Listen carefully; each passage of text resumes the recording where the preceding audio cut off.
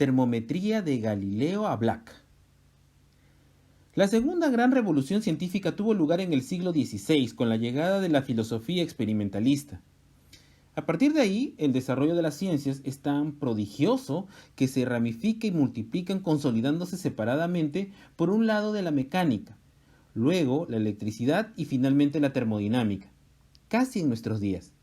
El concepto más singular de la termodinámica es el de temperatura. La energía es común a otras ciencias físicas y la entropía a otras ciencias informáticas. La temperatura es la fuerza de escape de la energía térmica y mide el nivel térmico o grado de calentamiento de los cuerpos, ya que el hombre primitivo debió darse cuenta de que la temperatura era un atributo de los cuerpos que impresionaba los sentidos de una manera particular, independientemente del estado mecánico, reposo, movimiento, arriba, abajo, fragmentado. Dos piedras iguales ofrecían a sus sentidos sensaciones diferentes, si una de ellas había sido calentada por el sol, o por algún compañero malintencionado, ¿no? La clasificación de los diferentes estados térmicos fue muy simplista: caliente, tibio, como el cuerpo humano, templado, como el ambiente, y frío, enriqueciéndose con modos comparativos como frío como el hielo, o frío como el invierno, caliente como el verano, caliente como el agua hirviendo, caliente como el fuego.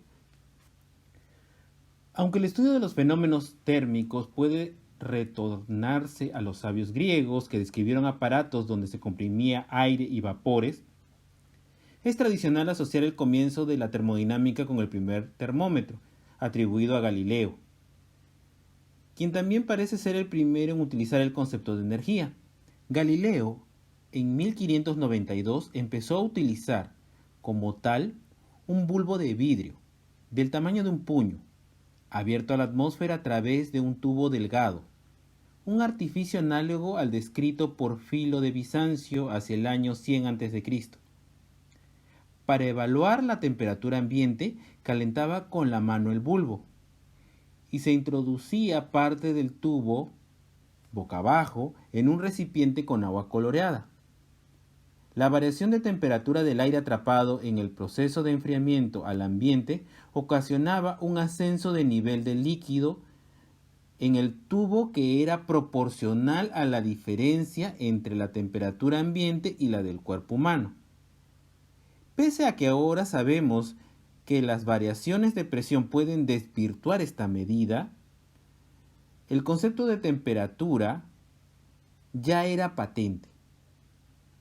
En 1641, el duque de Toscana, fundador de la Academia Florentina de los Experimentos, aprovechando la entonces emergente tecnología de tubos capilares de vidrio, introduce el termómetro de bulbo con alcohol y capilar sellado, prácticamente como los usados hoy en día. Y en esa época ya empieza a distinguir entre temperatura, como estado térmico, y calor como flujo de energía térmica. A mediados del siglo XVII, el científico inglés Robert Boyle constató que en los gases encerrados a temperatura ambiente, el producto de la presión por volumen permanecía constante y también que la temperatura de ebullición disminuía con la presión. Posteriormente se admitió, pese a la engañosa evidencia de nuestros sentidos, que todos los cuerpos expuestos a las mismas condiciones de calor y frío deberían tener la misma temperatura, distinguiendo temperatura de calor. A nivel conceptual diríamos, pues, en el vocabulario vulgar, todavía hoy perdura la confusión. Estos primeros aparatos tuvieron ya algunas aplicaciones científicas en meteorología, en agricultura, en medicina, etc. Pero las escalas eran tan arbitrarias como la temperatura del día más frío de invierno, lo que impedía toda comparación hasta que Fahrenheit, un holandés fabricante de instrumentos técnicos, introdujo en 1717 como puntos fijos el de congelación de una disolución saturada de sal común en agua y la temperatura del cuerpo humano, dividiendo entre 96 partes iguales esta escala, que ha sido utilizada en los países anglosajones hasta nuestros días. El 96 viene de sucesivas divisiones de la escala de 12 grados, utilizada en Italia en el siglo XVII. En 1740, Celsius propuso los puntos de fusión y de ebullición del agua al nivel del mar, como puntos fijos y la división en 100 grados. Aunque asignó el 100 al punto de hielo y 0 al del vapor, fue el botánico y explorador Linneo, tras la muerte de Celsius, quien cambió el orden.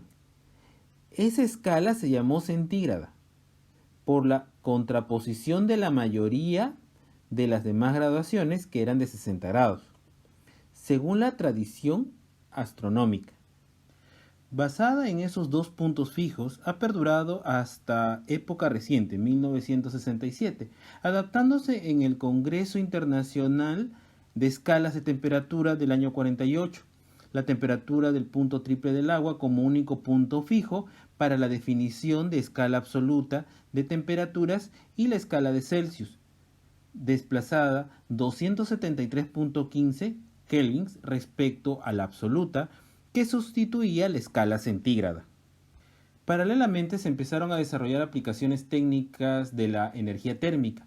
A finales del siglo XVII se empezó a utilizar el vapor de agua para mover bombas de achique de las minas de carbón de Inglaterra. Las primeras máquinas fueron la bomba de Savery en 1698 y la de Newcomen en 1711. En esta última, el vapor de la presión prácticamente atmosférica precedente de una caldera, alambique de cobre, de cervecería, se metía en un cilindro y elevaba un émbolo que por medio de un balancín accionaba una bomba en un sentido. Luego se cerraba la entrada de vapor y se inyectaba agua fría que ocasionaba un gran vacío en el cilindro y movía el émbolo en el otro sentido, volviendo a repetirse el ciclo. Esta conversión de energía térmica en energía mecánica, que daba 4 kilowatts con rendimiento del 1%, fue el fundamento de la revolución industrial y dio origen a una nueva ciencia, la termodinámica, que estudiaba la transformación de calor, termo, en trabajo, dinámica. Durante el siglo XVIII se sentaron las bases para la utilización de estas máquinas de vapor para mover maquinaria industrial y en el transporte marítimo, como barcos y en locomotoras. En 1769, Watt ideó la separación entre el expansor y el condensador y a partir de entonces empezó la fabricación a nivel industrial.